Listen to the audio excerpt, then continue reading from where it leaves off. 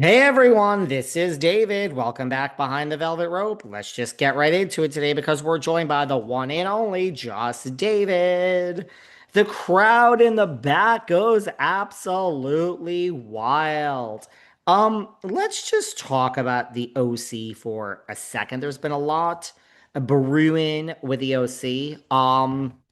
Lots on air and lots off air. I gotta say, this past week was it was good. What can I say if I was gonna sum up this past week of RHOC? Well, I have to say I love this whole voodoo doll that Pedantry is in bed with, but the rat that Scuddy's she's back. Guess who's back?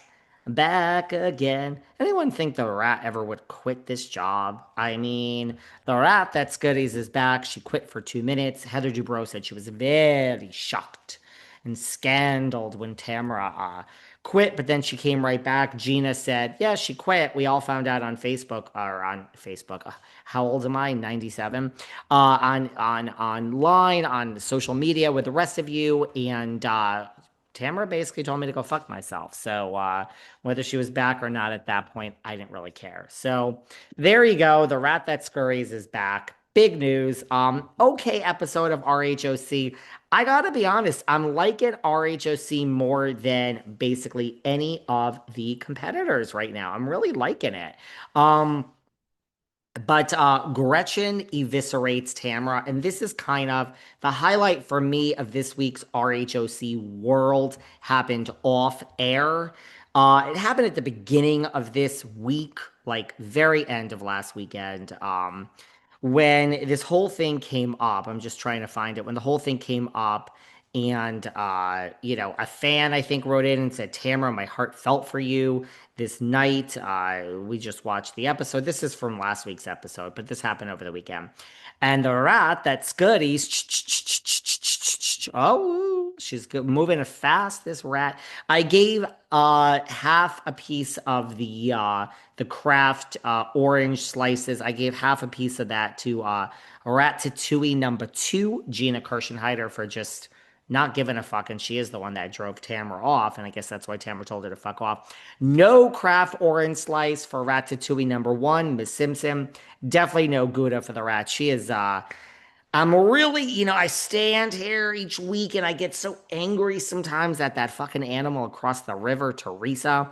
I think I've been too easy on the rat that scurries. I mean, this Tamra is really, really starting to get under my skin. You know what I mean? She's really starting with the double standards to get under my fucking skin. You know what I'm saying? So she posted after that episode last week, which bled into this week because now she's back.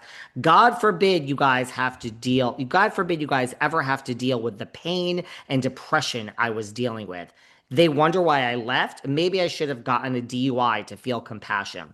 Now, you know what? Actually, I'm going to give the rat that scurries one little corner of the Gouda because I do like that she says maybe I should have gotten a DUI to feel compassion. Good sentence, rat, Miss Tamra. Good sentence. I like it. I have never in my life seen a woman drive drunk, crash into a house, ruin the house. The bricks come down. The bricks are falling in the front yard. The hood pops up. We have that sound going. The dog flies in the front. The dog almost goes through the windshield. The dog gets out and runs away, never wants to have to do with her again. I got to give her points for that because the other woman, I mean, granted, it was like her fifth time. Miss Hugh, Karen Hugh. Wonder how it's, guys, we're almost at a year here. Karen Huger is doing her fucking time. But she is in jail, and the other one gets praised. A saint. I've never seen a saint. Saint Beador. Just because Alexis is marrying Johnny J. She had a saint edit. I said last season, you guys hated this woman for decades. You found her so annoying. Now she's a saint. She's going to come crashing down. Here we are. We'll get into the takedown of Shannon Beador next. But I got to give the rat a little bit of credit for saying maybe I should have gotten a DUI to feel compassion. Good point, Ratty. You get a little piece of the Gouda. But I got a real problem with the rest of her statement. This is all about Teddy and how she walked out. God forbid you guys ever have to deal with the pain and depression I was dealing with. Tamara Every single person listening to Behind the Velvet Rope right now has dealt with pain and depression of losing a mother, of losing a father, losing a sister, losing a child. One of my best friends has lost a child at the end of 2024, okay? Everyone has dealt with losing a mother, father, brother, sister, best friend. Everyone, Tamra, you're not special. Unfortunately, death comes knocking on our fucking door, and life is brutal, and we're all just trying to keep ourselves as many happy moments as we can while all this shit is going on in the world. So, I have a real problem with, God forbid you guys ever have to deal with the pain and depression I was dealing with. I've dealt with pain in my life. I don't know about depression. I'm not really a depressed person, but I've dealt with much loss in my life, and you deal with it how you deal with it. I can tell you, I fucking spend money. I mean, that's my coping mechanism, which isn't really a good one either. When you just go and like, but I don't go like on a coke binge and spend money, but I do spend money.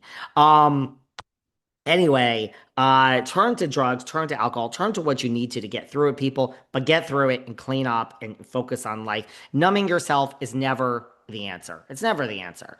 I like to spend money when I'm in the mood. So, but got a problem with her statement because everyone deals with pain and depression. So there you go. And meanwhile, Gretchen has eviscerated her. Great fucking comeback from Gretchen Rossi. She says, yes, no, this wasn't directed towards Gretchen. It was directed towards everyone on the cast, as well as, I guess, everyone. Gretchen says, yes, Tamara, I have actually dealt with the pain and depression you are talking about, and it was horrible. Remember, my fiance actually died? Remember Jeff from those early seasons, guys? Remember, my fiance actually died, and Slade's son actually died from cancer? But you have not, but you have not 1 ounce of grace for us. That's true. Gretchen has lost her fiance, who she loved at the time. Don't even say it. Gretchen's a good girl. She's been with Slade forever. It's not a fucking press thing, whatever. I even think Johnny J and Alexis are gonna last. We'll get into that too.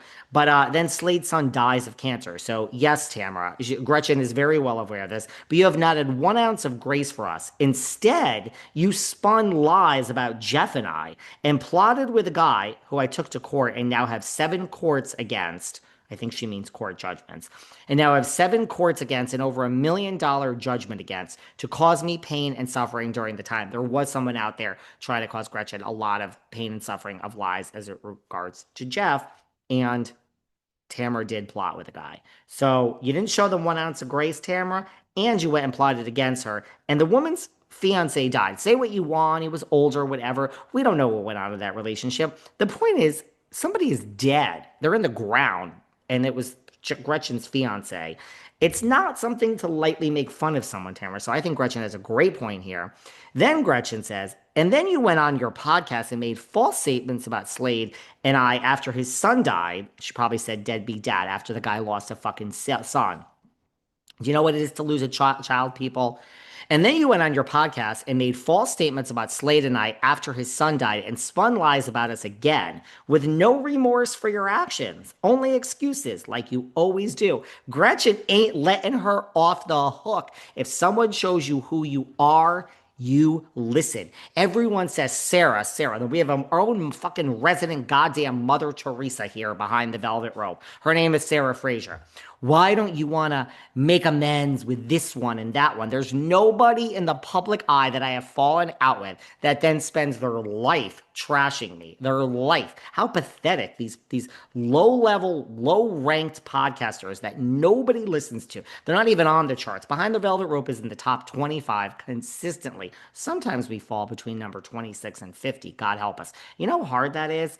Knock on wood, but that doesn't even fucking matter. The stupid charts don't even matter. Don't even get me started on the charts. None of that matters. We're booked and busy here with these fucking losers that I have a falling out with, and you want me to go back to these people? No. If someone shows you who you are, you move on. You never go back or you never look back. So good Gretchen is like, I've been here for 12 years. There's no world. The rat is going to rat. She is going to scurry. And she is going to wag her little beady eyes. Beep, beep, beep, beep, beep. And she's going to wag her little tail. and she's going to try to get back in. And the minute Gretchen lets her back in, no, there's no good heart or soul to misjudge. There just isn't. I wish her luck. I'm very enjoying watching her on the damn show. But good for Gretchen. If someone shows you who you are, that is it. They don't change. They are dead to you. So when our Mother Teresa resident, Sarah Fraser, says, oh, reconcile, there's no reconciling with anyone. I'm not interested. I'm not upset. I'm not bitter. They spend all day talking about me. There's whole podcast episodes about me. When you're on top, guys, when you are on top, everybody wants to bring you down. Oh, yeah, we don't have the humble David here today. Sorry. Don't ever let someone also like dim your light. Okay. There's a big difference between knowing who you are and being arrogant. A big difference. Don't ever let anyone dim your light when you're on top. Take your fucking lap. So I love that Gretchen, she's just not giving in. I love it. This to me is more interesting than anything that happened on this week's episode.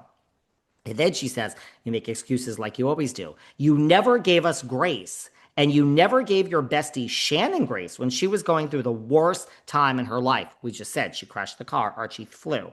You never gave your bestie Shannon grace when she was going through the worst time in her life. Instead, you buddied up to Alexis and called Shannon every name in the book last year, and then blamed your bad behavior on being on the spectrum.